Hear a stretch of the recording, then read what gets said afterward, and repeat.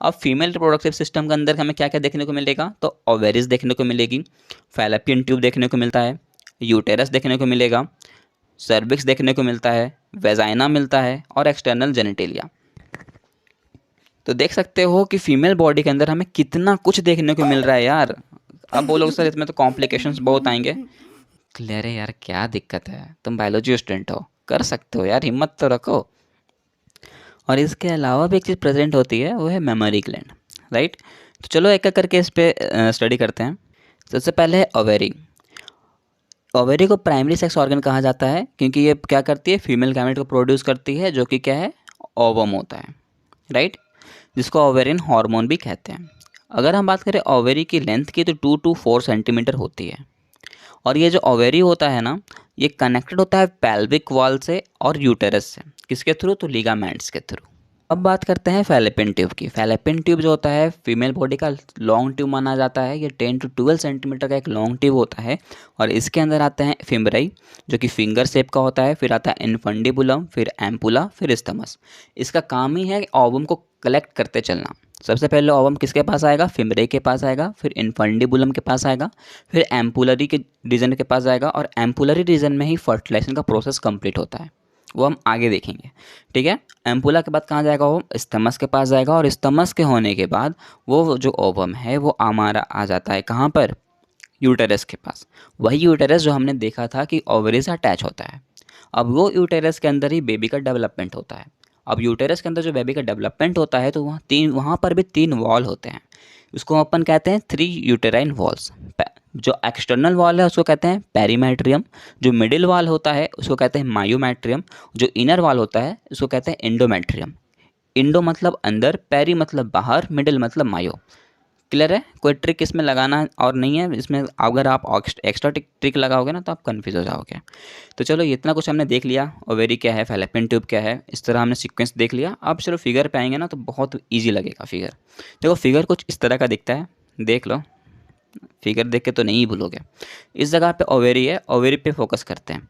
Ovary है, ovary क्या बनाएगा, ओवम बनाएगा। सबसे पहले कहाँ जाएगा, फिमरई के पास जाएगा। देखो फिमरई कहाँ पर है, फिंगर लाइक प्रोजनी है कि नहीं, बिल्कुल है।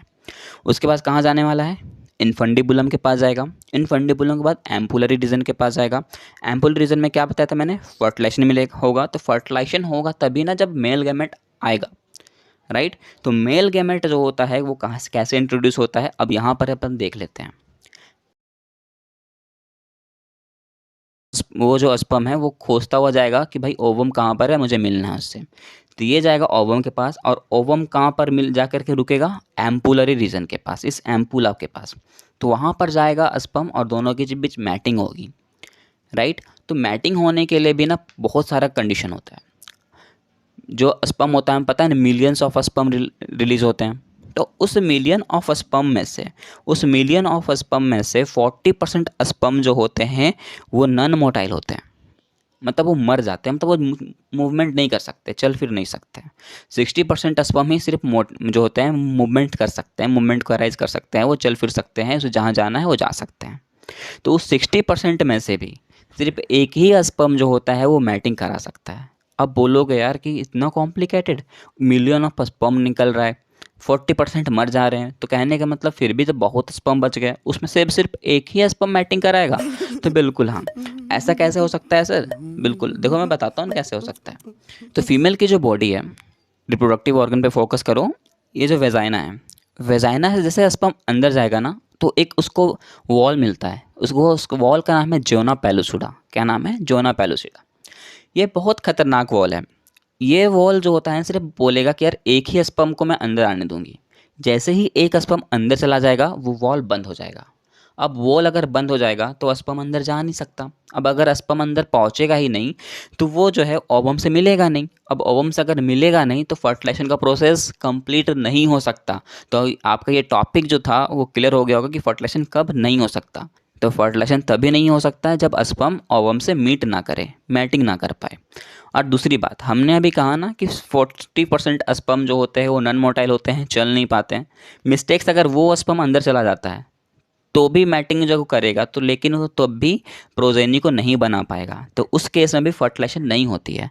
तो वो बेकार केस है, आप चलो उसको भूल जाओ, पर ये याद रखना कि जब तक स्पर्म जो है मेट नहीं करता है ओवम के साथ तब तक फर्टिलाइजेशन नहीं हो सकता।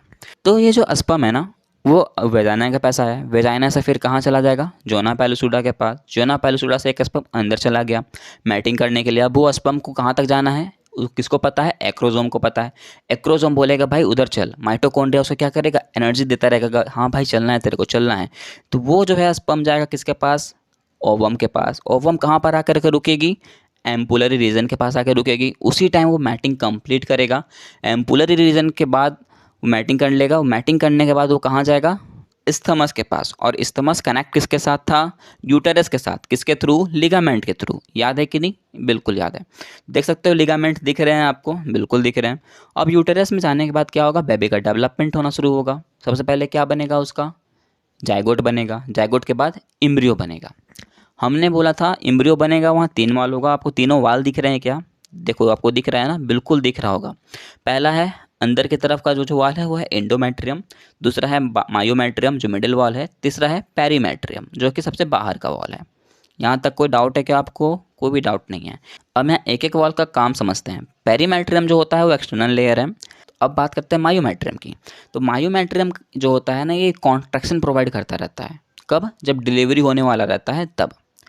उसके बाद बात करते हैं एंडोमेट्रियम की। तो एंडोमेट्रियम में क्या होता है ना कि जब undergo cyclic changes during menstrual cycle.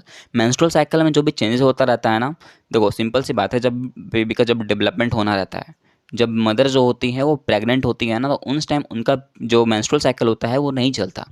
तो वो जो साइक्लिक चेंजेस है मेंस्ट्रुअल साइकिल का, वो इसी के कारण होता है, राइट। तो इसीलिए बहुत हम देखते भी होंगे कि बहुत सारी मदर्स जो है समझ आती हैं कि उनका पीरियड्स नहीं आ रहा, तो मतलब वो समझ आती है कि वो प्रेग्नेंट है। तो इस तरह का कुछ है, ओके। तो वो सब आपके हायर लेवल की बात है, वो सब अभी आप माइंड मत करो। बस अभी आपको वॉल का काम समझना था, वो मैंने बता दिया। पेरीमेट्रियम भी क्लियर, मायोमेट्रियम भी क्लियर और एंडोमेट्रियम भी। तो यहाँ तक हम बोल सकते हैं कि अपन जो है वो पूरा जो रिप्रोडक्शन का पार्ट था वो हमने कंप्लीट कर लिया है। अब बात करेंगे रिप्रोडक्टिव हेल्थ की।